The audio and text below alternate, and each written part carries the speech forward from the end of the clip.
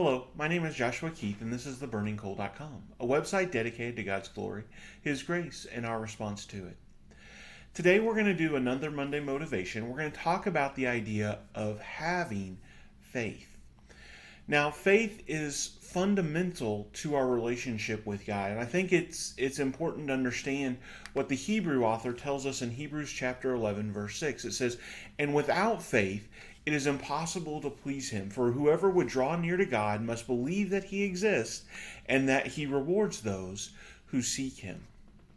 And so it's very important for us to go back and to evaluate our faith, to think about our faith, and understand what that means in our day-to-day lives. Because it is impossible to be in a relationship with God without faith.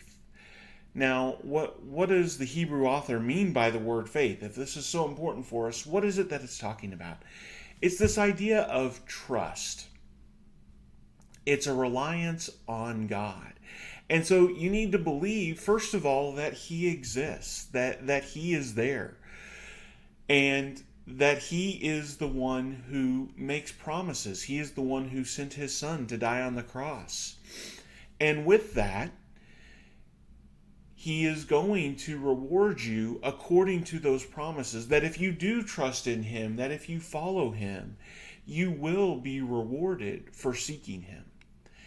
And what we're saying here is that if you don't have faith, if you don't have that trust in God, that reliance on God, then you don't really have a relationship with Him. It's not enough for us just to say, well, I believe that there is a God, I believe that He exists. God wants more than that. He wants it to be seen in everything that we do. He wants us to be willing to trust Him with all of the things of our lives. First and foremost, He wants us to trust Him with our soul. Are you willing to give your soul to Him? And the truth is that there's a lot of people who don't. There are some people who just flat out reject what He says and show a lack of faith by just saying, I do not believe. But there are others who are not willing to commit fully to God. They don't trust His grace. They don't trust His love. They don't think that they are worthy of Him. And they don't think that He can save them for all of eternity, that He can reward them as He has promised. But what God expects from us is that we will, in fact, give over our soul to Him, and that we trust Him with our soul, that He can do with it what He has promised, in spite of the sin that we have committed, in spite of the ways that we have messed up. We trust that God is the one who can fix that. And so because of that, God also expects us to trust Him with our decisions. As we go through our day, when we decide what it is that we're going to do we consult with what God would want? Do we consult with His teachings, with His guidebook? The Bible was given to us so that we would know what to do, so that we wouldn't do the same mistakes that we had done previously.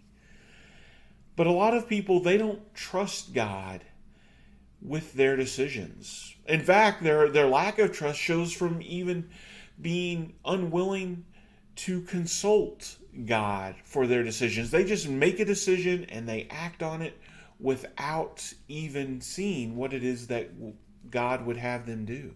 But other people might consult God, but they're not willing to trust Him enough to do the hard decision. Sometimes what God asks from us is a lot. It's not easy for us to be willing to submit to what He tells us to decide.